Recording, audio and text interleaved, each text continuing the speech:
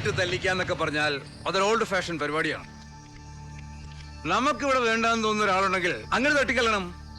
നല്ല sharp shooters ആണെങ്കിൽ ഒറ്റ ബുള്ളറ്റ്. എടോ, കൊല്ലാനായിരുന്നെങ്കിൽ ശേഖരന് എന്നേ അതാവായിരുന്നു.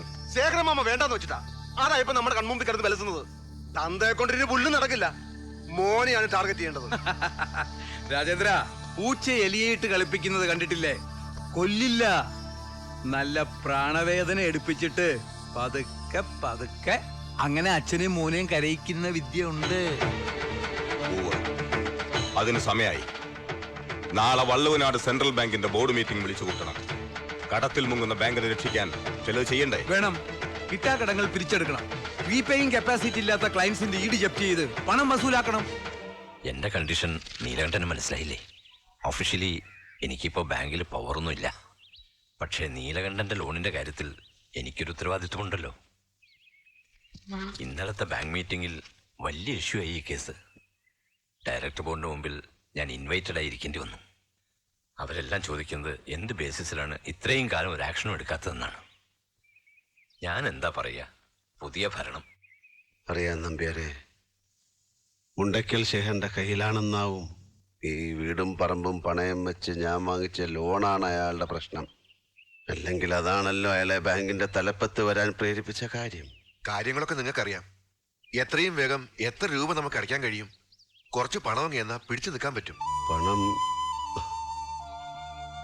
പണം നിത്യ ചെലവിനുള്ളത് ഭാര്യയുടെയിലുണ്ടാവും. അതിന് മുകളിൽ ഒരു തുക ഞാൻ കണ്ടിട്ട് കാലം കുറയായി.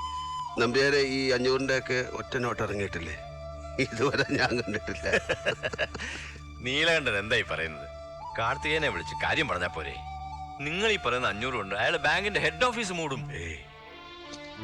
ചോദിക്കില്ല, എന്നാലും വാങ്ങിക്കില്ല, അയാളെ അറിയിക്കുകയില്ല.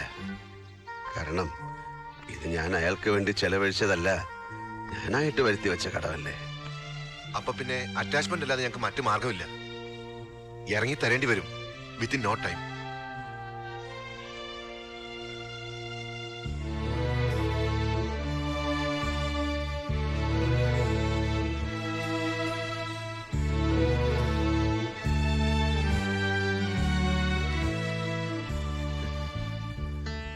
നമ്പ്യാരെ, പറമ്പിന്റെ തെക്ക് ഭാഗത്ത് എന്റെ ഭാര്യ സംസ്കരിച്ച മണ്ണ അത്തൊടി ഒഴിവാക്കി ബാക്കി ഭാഗം അറ്റാച്ച് ചെയ്തോളൂ. അവൾ ഉറങ്ങുന്നതിനടുത്തൊരു 6 അടി മണ്ണ് എനിക്ക് വേണം. അത് മതി. എന്തെങ്കിലും ചെയ്യാൻ കഴിയില്ലേ നിങ്ങളുടെ ബാങ്കിന്? ഇല്ല, ആ പറമ്പും വീടെന്ന് പറഞ്ഞാൽ അത് മുഴുവൻ, അതിൽ നിന്ന് ഒരു സെന്റ് പോലും വിട്ടുകൊടുക്കാൻ പറ്റില്ല.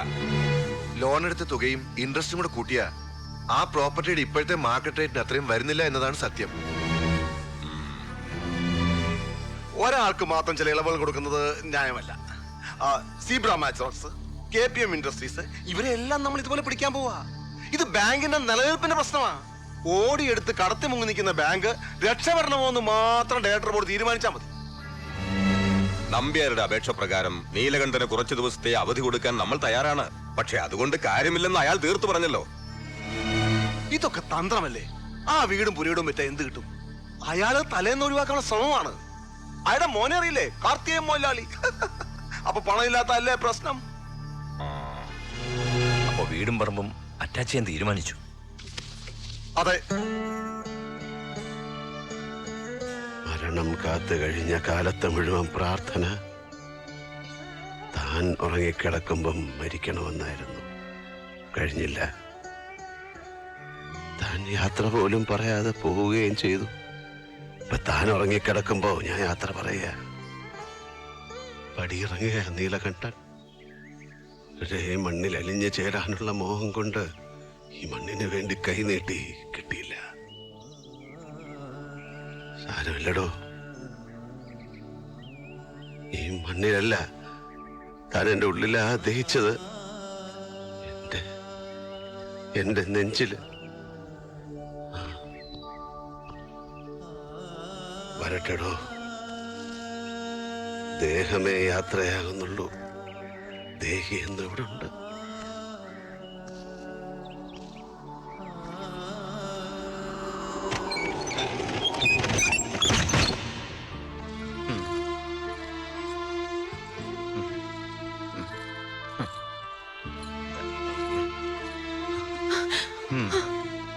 എവിടേക്കാ വരമാ? കൈ കിട്ടണത് കൈസഞ്ചിയിൽ എടുക്കാൻ പറഞ്ഞു, എടുത്തു. കൂടെ ഇറങ്ങാൻ പറഞ്ഞു, ഇറങ്ങി. എനിക്കൊന്നും അറിയില്ല. എന്താ അച്ഛാ ഇത്? എല്ലാവരും വിട്ട് എങ്ങോട്ട് പോവാ? പോവാതെ നിവൃത്തിയില്ല. ബാങ്ക് ജപ്തി ചെയ്ത് വീട്. എന്നെ പഠിപ്പിച്ച് ഡോക്ടറാക്കാൻ വേണ്ടി എടുത്ത ലോണല്ലേ അത്? ഏട്ടന്റെ വീട്ടിലേക്ക് പോയില്ലെന്ന് വാശിയാണെങ്കിൽ ഞങ്ങൾക്കുള്ളൊരു വീട്. അവിടെ താമസിച്ചൂടെ അച്ഛനും വാര്യരമോനും? സുഹ്ര, നിങ്ങളും കാർത്തികനെ എനിക്ക് ഒരുപോലല്ലേ മോളെ. ആരോടും വാശിയില്ല. ഒരു യാത്രയ്ക്ക് സമയമായി, പോകുന്നു, അത്രേ ഉള്ളൂ. നമ്പ്യാർ സാറ് പറഞ്ഞ് കാർത്തികൻ കാര്യങ്ങൾ അറിഞ്ഞത് ഇപ്പോഴാ. പുള്ളിക്കാരൻ വന്നുകൊണ്ടിരിക്കുന്നേ ഉള്ളൂ ബാംഗ്ലൂരിന്ന്. എന്നോട് ഉടനെ അച്ഛനുമായി വീട്ടിലേക്ക് പോകാൻ പറഞ്ഞു. ബാക്കിയൊക്കെ പുള്ളി വന്നിട്ട്. ശേഖരനും ഞാനും ബന്ധുക്കളാവാൻ പോകുന്നവരാ. എന്നാലും തന്നെ സഹായിക്കാൻ ഞാൻ എന്നാലാവുന്നത് നോക്കി, കഴിയാഞ്ഞിട്ടാ. ഏയ്, ആരോടും പരിഭവമില്ല, ശേഖരനോട് പോലും. പൊയ്ക്കോളൂ.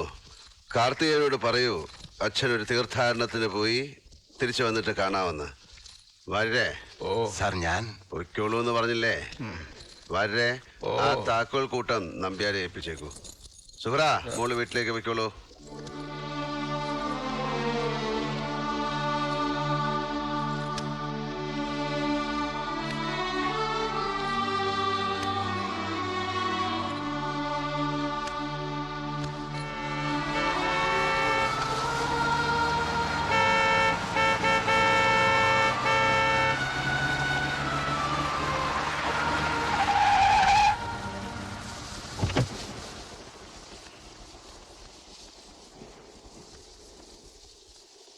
നിക്കടോ. നിന്നെ ഈ പെരുവഴിയിൽ ആളും പടയുമില്ലാതെ തല ചായ്ക്കാൻ ഒരു കൂര പോലും ഇല്ലാത്ത ദരിദ്രനായി കാണാൻ കഴിഞ്ഞല്ലോ. എന്റെ ദൈവങ്ങളെ, ശേഖരൻ സാഷ്ടാംഗം വീണിരിക്കുന്നു. മംഗലശ്ശേരി, പേരിനു മുമ്പിൽ കൊമ്പനെ നെറ്റിപ്പട്ടം പോലെ നീ കൊണ്ടു നടന്ന നിന്റെ തറവാട്ടു പേര് ഇനി നിന്റെ കൂടെ ഇല്ല. അത് മാഞ്ഞുപോയി. എടോ,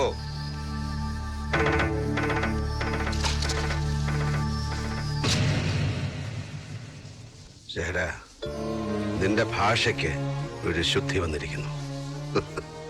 മംഗലശ്ശേരി എന്ന പേര് മാഞ്ഞുപോയി. നല്ല പ്രയോഗം. മായണം, മാഞ്ഞു പോണം. പേരും ആഭരണങ്ങളും അടയാള ചിഹ്നങ്ങളും മാഞ്ഞു പോകും. ഒടുവിൽ നഗ്നദേഹമാണ് അഗ്നിയിൽ ദഹിച്ച് ചാരമാവുന്നത്. ഒരു രാജാവും ചെങ്കോലും കിരീടവുമായി പട്ടടയിൽ ഒടുങ്ങിയിട്ടില്ല. നേടിയതും വെട്ടിപ്പിടിച്ചതും ദാനം കിട്ടിയതും വീണു കിട്ടിയതും സ്വപ്നം കണ്ടതും കണ്ണിൽ കണ്ടതും എല്ലാത്തിൻ്റെയും കണക്ക് പുസ്തകവും പിന്നിൽ ഉപേക്ഷിച്ചാണ് പരിത്യാഗത്തിന്റെ യാത്ര. വാനപ്രസ്ഥം തുടങ്ങുക.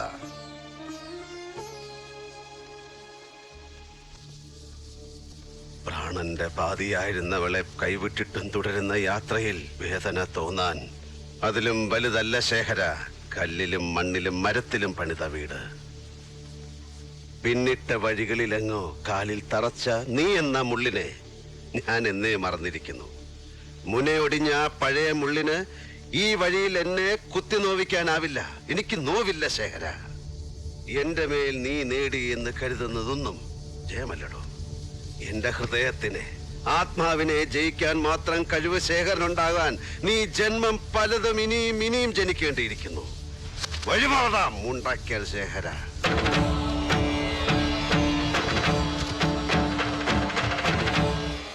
എവിടേക്ക്, എന്തിന്? ഈ രണ്ട് ചോദ്യങ്ങളും ഞാൻ ചോദിക്കണില്ല. പക്ഷേ യാത്ര എന്ന് പറയുമ്പോ കയ്യില് ദമ്പടി വേണ്ടേ? തീവണ്ടി കൂലിയും ശാപ്പാടും.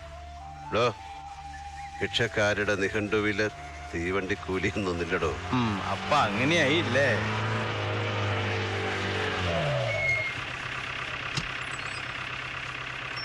എല്ലാം വിട്ടെറിഞ്ഞ് പോകാനിറങ്ങിയ ആളെ തിരിച്ചു വിളിക്കാൻ വന്നതല്ല. വഴി കണ്ട ഒരു വിവരം പറഞ്ഞിട്ട് പോകാന്ന് കരുതി വന്നതാ. കാർത്തികനെ കൊല്ലാൻ ആളെ ഇറക്കിയിരിക്കുന്നു. മുണ്ടച്ചില ശേഖരനും അനന്തരവും രാജേന്ദ്രനും. തടയാനും പിടിക്കാനും ഞങ്ങൾ 2 വയസ്സന്മാർക്ക് പറ്റിയില്ലെങ്കിൽ പോവും മുമ്പ് മോന്റെ കർമ്മങ്ങളും കൂടി ചെയ്തിട്ട് പോയാ മതി. എന്താടോ ഈ പറയണേ? മോനിപ്പോ എവിടെയുണ്ട്? പോയി നോക്കട്ടെ അവിടെ എന്ത് നടന്നു. അറിഞ്ഞ കാര്യം പോണ വഴി ഇവിടെ ധരിപ്പിച്ചു എന്നേ ഉള്ളൂ. വാടാ ദ്രോസേ. കാർത്തികേയൻ എന്ന എന്റെ മകന് വയസ്സ് 3 അല്ല പ്രായം. അവനെ കൊല്ലാൻ ആളിറങ്ങിയിരിക്കുന്നു. നുണ പറയാനും പഠിച്ചിട്ടില്ലടോ ഈ കണ്ട വയസ്സായിട്ടും. ആരുടേതാടോ ഐഡിയ? അവൻ്റെതോ അതോ സ്വയം കൃതിയോ? അപ്പോ അവൻ എത്തി, നന്നായി. എന്താ നീലകണ്ഠ സാറേ, അയാളെ കണ്ടൊന്ന് യാത്ര പറഞ്ഞിട്ട് നമുക്ക് വടക്കോട്ടുള്ള വണ്ടി പിടിക്കാം. എന്താ കാര്യം പറഞ്ഞിട്ട് പോവാന്നേ. സലാമേ, ആ ബാഗൊക്കെ എടുത്തങ്ങോട്ട് വെക്ക. ഓ കുറുപ്പേ വാടോ. ആ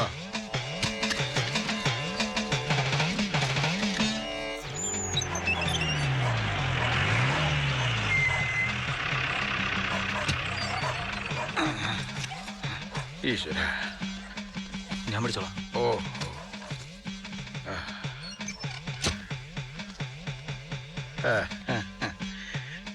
ഇതാ അവിടുന്ന് കൊണ്ടുവന്നതാ.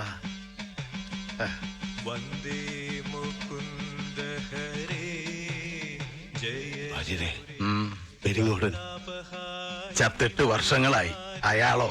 ആ ശബ്ദം, ഇടയ്ക്കയിൽ അതേ കാലം, താളം. ചർച്ചിതമാം നിന്റെ ദ്വാരകാപുരിയെ വീടേ പീലിത്തിളക്കവും കോലക്കുഴൽ പാട്ടും അമ്പാടിപ്പൈക്കളുമേ വീടേ ക്രൂരനിഷാദ ശരം കൊണ്ടു നീറുമീ നെഞ്ചിലെന്നാത്മപ്രണാമം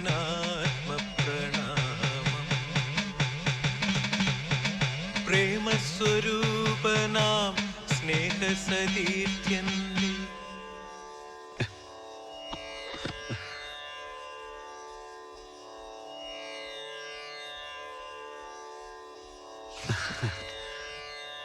അച്ഛനെ ആളെ മനസ്സിലായോ? ഭാര്യയോട് ഞാൻ പറഞ്ഞു, പെരിങ്ങോടന്റെ അതേ ശബ്ദം. ശബ്ദം മാത്രമല്ല, പെരിങ്ങോട് ശങ്കരമാരാരുടെ സൃഷ്ടിയാണ്. അച്ഛനോട് പോലും പറഞ്ഞിട്ടുണ്ടാവില്ല. ഗുരുവായൂരൊരു ബന്ധം ഉണ്ടായിരുന്നു മൂപ്പർക്ക്, അതിലുള്ള പ്രൊഡക്ഷനാ. പേര് ഹരിനാരായണൻ.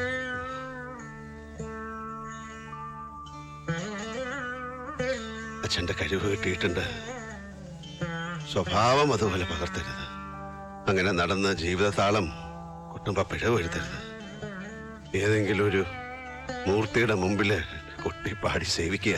സേവ നടത്തി കുടുംബം പുലർത്താൻ ഇടയ്ക്കേം തൂക്കിച്ചെന്ന് കയറിയപ്പോ ക്ഷേത്ര കമ്മിറ്റിക്കാരന്റെ ചോദ്യം, അമ്മയുടെ ജാതി, കുലം, പിന്നെ അതൊക്കെ തെളിയിക്കാൻ സർട്ടിഫിക്കറ്റും. ഗസറ്റഡ് ഓഫീസറുടെ അറ്റസ്റ്റഡ് കോപ്പി, ദൈവത്തിന്റെ കൊട്ടാരം വിചാരിപ്പുകാർ നടിക്കുന്നവരുടെ അന്വേഷണ കമ്മീഷൻ. ആ സമയത്താ എന്റെ കൈ വന്ന് പെടുന്നത്.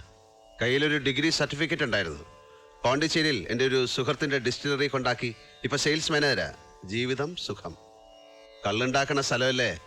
ഒരു കുപ്പി സ്പിരിറ്റ്, ഒരു കുപ്പി വെള്ളം, പിന്നെ നിറത്തിനും മണത്തിനും ചേരുവകൾ സ്വല്പം.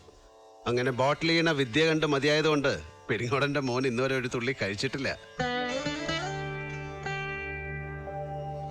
അമ്മയൊപ്പുണ്ട്. സാറിന്റെ ദയ കൊണ്ട് അലട്ടില്ലാതെ കഴിഞ്ഞു പോണു. മതി. മനസ്സിലെ സോപാനത്തിൽ നാരായണമൂർത്തിക്ക് കൊട്ടിപ്പാടാം. അത് മതി.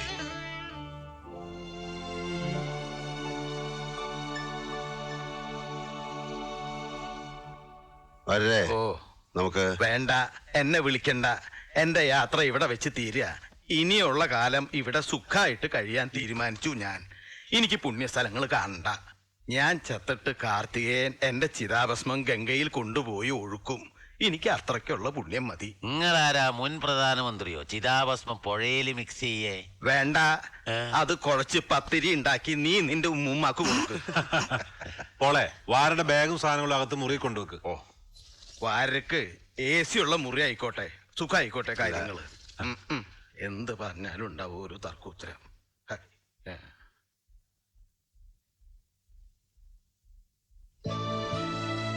പണം അച്ഛനെ തോൽപ്പിച്ചു തുടങ്ങിയ കാലത്ത് അച്ഛനെ നോവിച്ചുകൊണ്ട് ഞാൻ വീട് വിട്ടുപോയി. വഴി എനിക്ക് തടസ്സമല്ലായിരുന്നു. പണം, കൈനിറയെ പണം കിട്ടാൻ ഞാൻ എന്തും ചെയ്തു.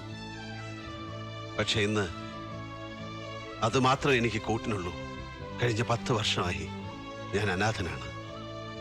അമ്മ കൂടി നഷ്ടപ്പെട്ട എന്നെ വിട്ട് അച്ഛനെങ്ങും പോകരുത്. മംഗലശ്ശേരിയിൽ അമ്മ തനിച്ചാണ്. ആ മണ്ണ് തിരിച്ചു കിട്ടണം.